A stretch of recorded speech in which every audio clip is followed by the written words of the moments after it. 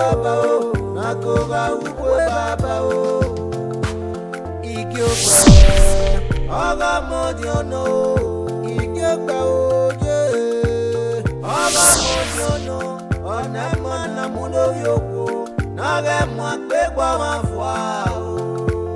Igiogbe, oga modiono, Igiogbe oje. Oga modiono, onema na muno yoko, nage mwakbe kwa mafwa o. Agaye oje, agawa geta wao. Emi no so megbe o, ona sege na simi. Emi no so megbe o, mommy ona kege na simi o rame. Emi no so megbe o, ona sege na simi.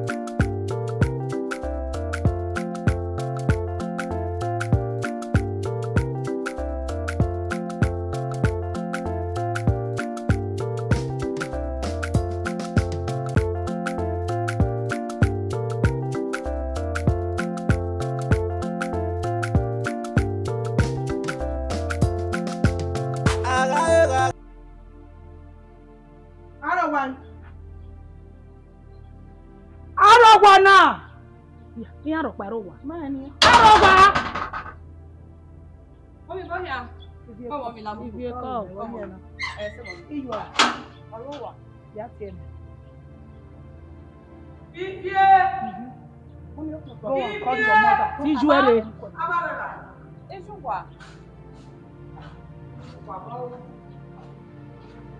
Open the gate.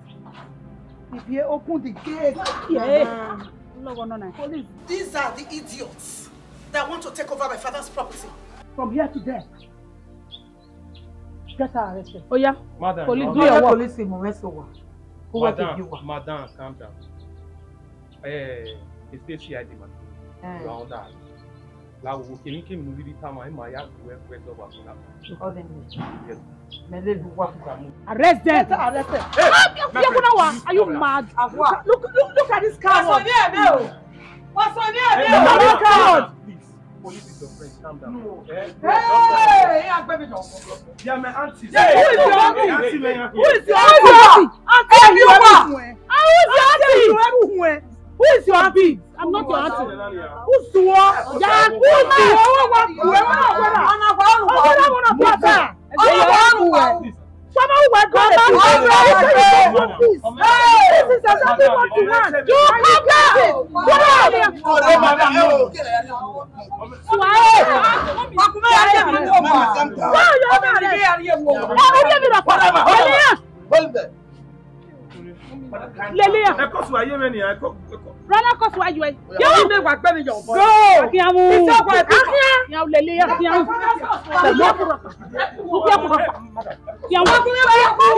Madam. Who's your auntie? What way auntie? If you take yourself out of this, take yourself out of this. If you okay, one arrest. What is wrong with you? Go back inside there. Mama, when are you on the station? Yeah, get out! Idiot. Oh, wana mego le kama na akole erere mwefu. Ja.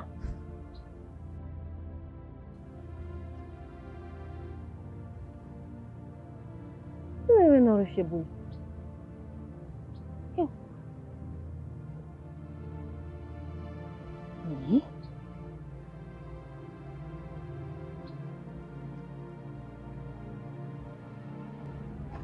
Sasu. Sawo se ware. Lale. So. Wasuno. Ya ite wa kole ka ma me ya te wa mo ni la wa ni mo poli pa. Pa. Pari. Eyu ni kere ve na. Eyu ni kere osun ve na. E police re ve na. Ni do mo no nya wa busaro. Ye ni awo sunu. Eyu no wa no. Wa no we. Emi na o do a serious o. Already no your mother son. Ika ma na no pa ke ma joke ni. Mudia o. Eti ni nya wana. Iyen mu wani ya ka dia. Iyen mu wani ya ka jea. Ana mi passenger si na iyen wa munya go. Iyen me ye webo. Emi ni we ya gwana. My sister, better worry over. Amwe po olu pa. Wo okin eni na. Ile ke ni o. Uwe ke nurie. Sota. Jowaya. Can you la lady? E police e rene.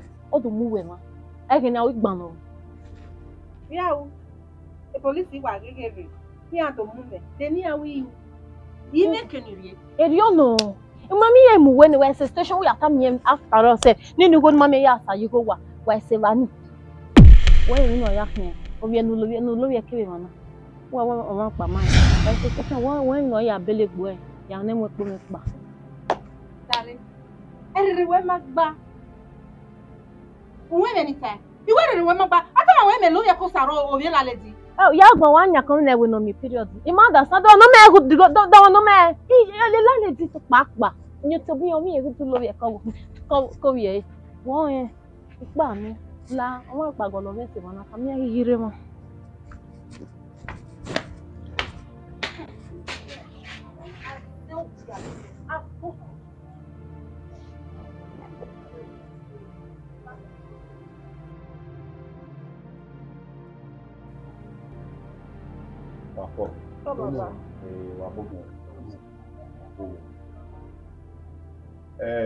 Manegbe na human na ayaga ukwe ukwoge ruwa no kwa na time ase na tuwa na we ni ya for Roma wa ime pa ni ho ni ki wa hion o ewe uku na aga na ogo ruwa no kwa no eye wa hin zeboni ni a o wani noroni when 100 by 100 are boy but ana so pa ana boy 50 by 100 ona ke 50 by 100 everywhere no yi go ge ya de 100 by 100 be howe o wa noroni Osasuyi Manegbe Mamoni no. A 50 by 100 is not diake. Imotinya Mana money no. 100 by 100 no ya deve the wo udo oni naga ore uyi. Eri Manegbe ya igae. Wako. Wow. Baba what? Daddy, power kakamo, West kakamo, West,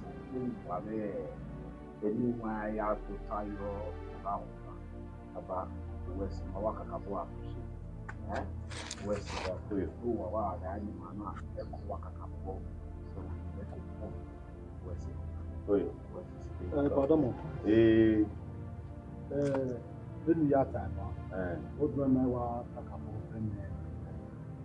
Who were coming married to you were Yaga? Eri Manegbe Yasi, Eri Mayaga, You were Yaga. Eri Mayaga. Down here, they only come away. Mokpa, I hope you are family. Yeah.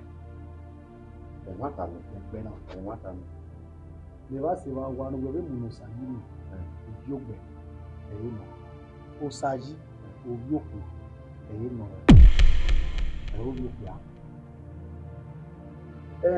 Oyime. Enti mama o video. Ma o ebe so pa eruwe keki yi mwetiyan. Ye ka hu heriyan. Ubege enya. Ekeni ma la ga e me ka mwe na. Eruwe keki yi mwetiyan. Ye na ka hu heriyan. E pa wune. Iye Osayi kedowu. So pa yo sayi ma o yini. Iyo sayi o ma heri manu ho a. Beneri me mu diayi wo ma hera e wa ni eyo sayi mu diayi o ma hera. E pa beze no yemi no ma so ton a. Iyo sayi so ton a. Oh, you will have academic work on the understand. No, we are yapon with power and one go where I didn't want him with here. I never guy. Why we thought I was what are I? I don't reckon we are going to happen. Sayi. Era me ke do fiya. O ka ma we yes so me ni ma dele. Ye le ki o ma hien wo bo me ni we. Understand? Una. Igiogbe na eteri me ragbon ri mo nya ogbe wa mi ewe okeri me ya bukera ijuwe no te bi ara o ma iho yi ni o ma so ton utapa e o mu ya o ye do ma fi na igbo. Understand?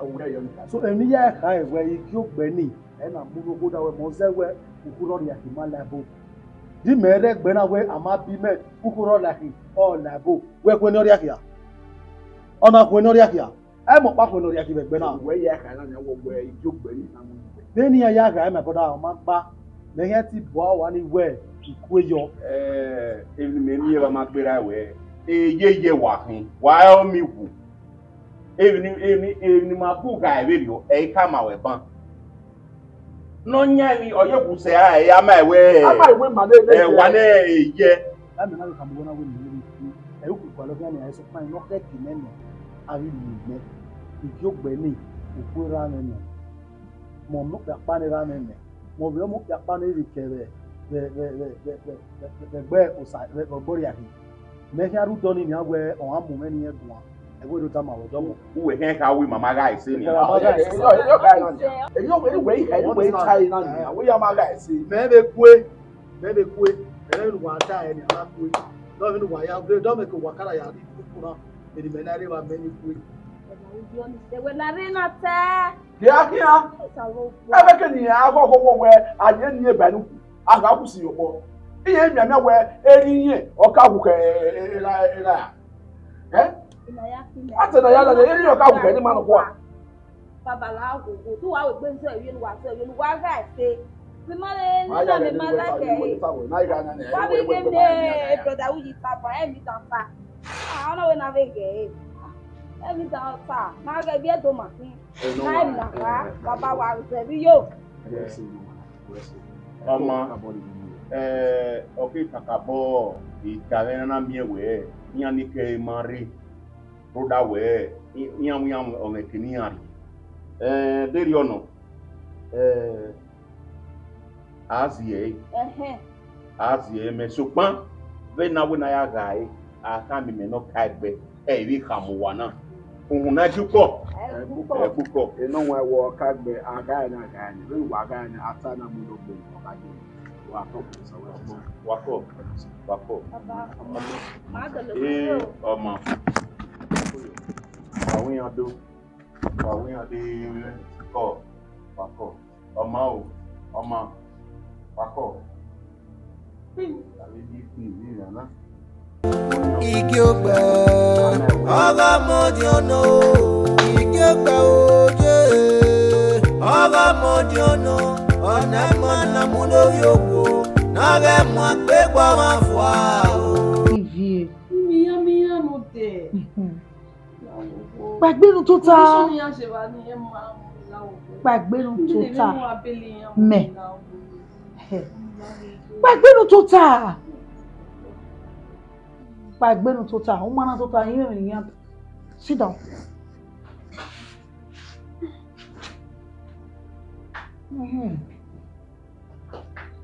Agbon ìrọ̀ ọ̀la ni o. First and foremost, I like to let you know You carry time away the I am not hungry. And then I rest here, only go on. I didn't say anything because Eminia Gualoya deserve. I know. Mummy, I push you where? Okay. I understand. So soon we said you were Mummy love will go. Now Mummy love. If you see like you told me the other time, you say one away where they going and marry. See I could go home. Let them rot there. Kia so sevania mewe Tia ro waya na nyaga. When ya nyaga we bani me. Ekenia she bani ya hiwa. Now. We me ya miya. We are me wish ibe ga complain. Osaro ebe no ka jeri o ise. Uru yen do si koto. You may have go, o may have no. Here we all learn a lesson again. Oh, that's where I kill you, I might kill you. I might come off you pop give you one, not the baby walking one. Idiots. The truth is that when he got the civil one, on one condition here, I couldn't allow you rule that way. Okay, Mom. On the condition that Iyen may be a sign where Iyen already wania than your kaigbe. Aga wait a minute. We share my father's property among the three of us. Osaro a gangi mana. Osaro a we rame. Abi oteme issue we and beer. Osaro ne rame. Mommy. So we are the Amishima police station. We're giving you come here. What is the problem, Mommy? Oh, wow, green, okay. Oh, I'm not going there. When a billion. Mohair billion. No, tell me is that you no making a way and we be. Or says ziggy near. Can't go here. And not only that, rule that way. I can add that. If not, be too much of money. Ukoni ajo yaki sack yo. It's time to where even a tije di ati baba. So I'll send my lawyer no after me. Because of you on that condition where he had to baby sign. Yeah, a lawyer me always yawa. No more noise, no more fights, no more quarrels. So and the one in my guy exactly. Then okay, but retire. Iri makiawe. You will me bill sign. So okay, I educating you on that. Then we are going to make an arrival. So that's it. Come my dear. What's it? Thanks for coming. Where my dear, who are mamma? Who are mamma? Then you have to say, I'm not going to love one of your books. Baby. Yes, sir. So where the mom? What soon? Well, then just some family stress, I know. But I'm fine. I hope that's the burial. I want in any. I want to go around there, so I'm just okay. We've done that. Would you like to talk about it? I mean, maybe not seriously running, so I can handle it. Just relax yourself, okay? Mom, if you say so. I have five other business. Oh, yes. Making some part payments in Iyen, so a good thing I agree. Then balance it up. How many going for? Just 3 million naira. 3 million. Ah, you go need to borrow. In your see, where no one even bear now. I don't know where it run up lost. Oh, Salo by me, Morgan. Run up lost. I knew him. Because now where I do there, it might work here. Oh, that's what so the money run up lost. I'm working on me, not here, so that one is sure. And this period is so critical. This is what you call this is your mommy call. Aye o, you na tell. Kana rega vie. O do avie mo do ayi. Woni la wo be. Ka mi sta me iwon. When taste ta me ke we. OSAROBO yebe na bi bottom. So ina hama we condition ni na we. Iya undertaking. Yes. We o one ara. Iya o le gbe unyanga. Police we gbe do muya. Iya kala Benin so one police we gbe do muya.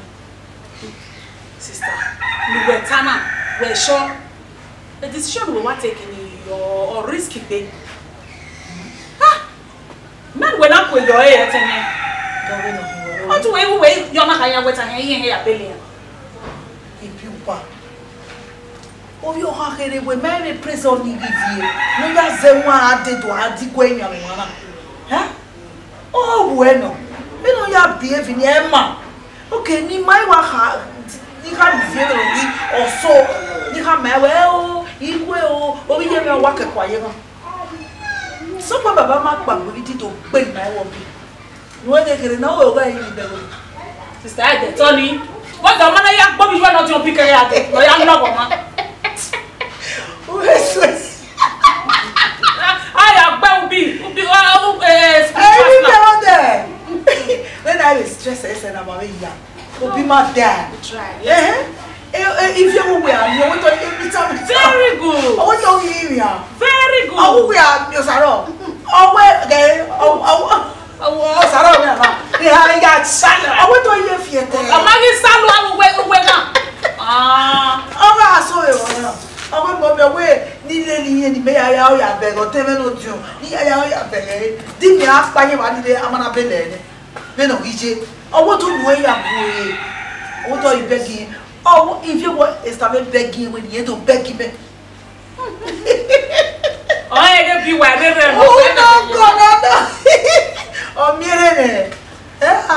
All right. I have to see her. Oh.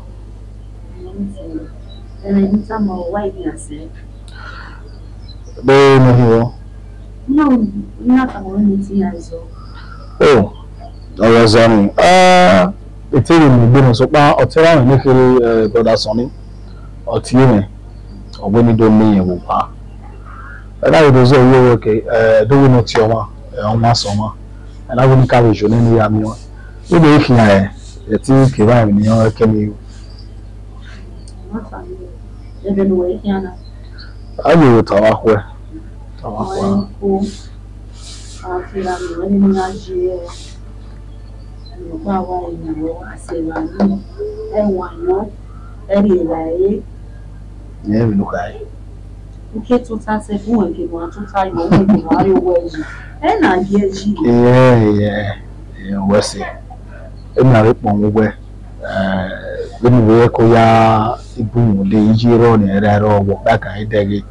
Very when we can be married and we can't him. So, after my Iki, I have it here. I want to Pariba, you have it here. After my own video, I didn't know what I really ran an altar. And so, no, really, if I know. Okay, that was call you now.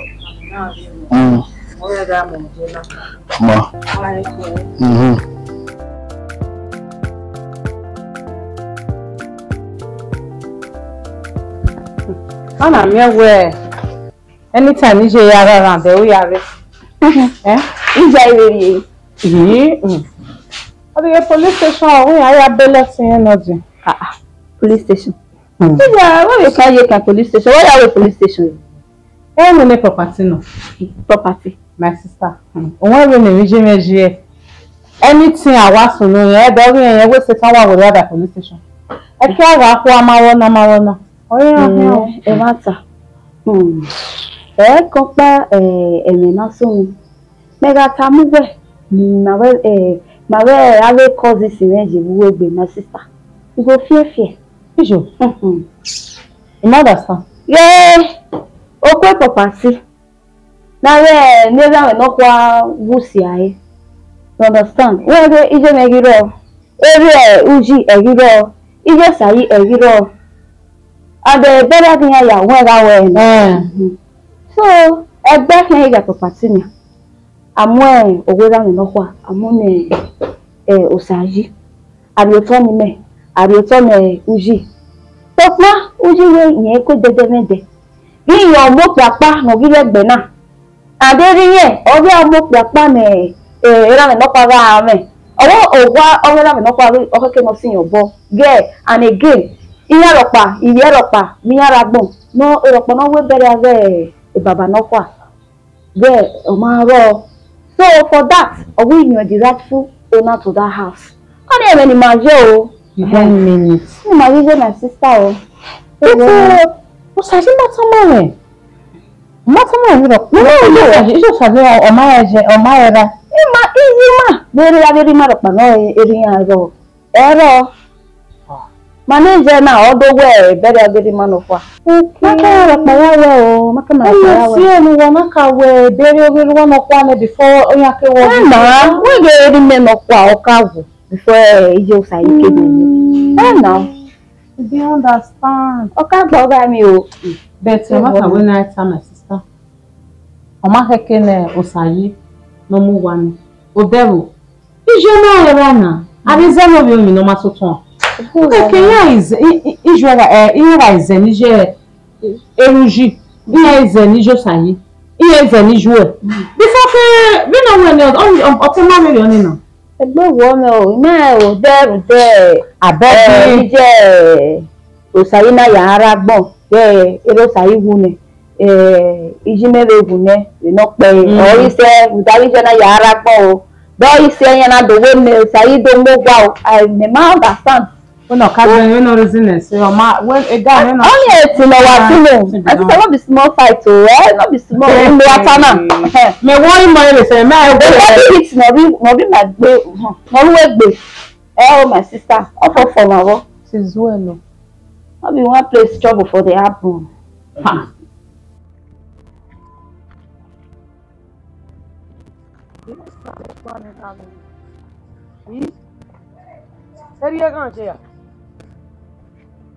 Hey, man, I was waiting.